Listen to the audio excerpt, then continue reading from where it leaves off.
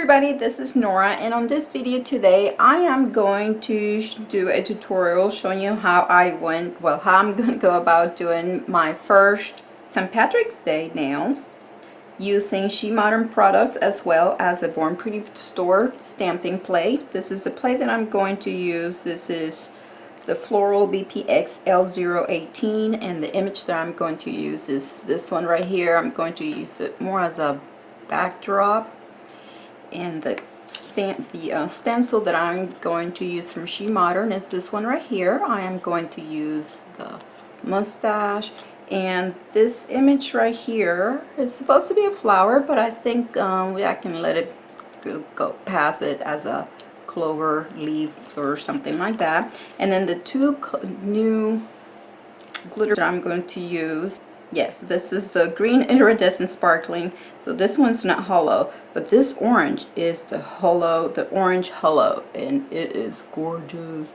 Check it out. It's not gold, it's orange. And then the green one. And I am going to I started out with my base colors. These are gels. So my white is just the French white from Pure Joy. The green is going to be, it's just I only did one coat of the green. This is, I love this, and this comes as a regular polish too. This is Limeade by C&D Shellac.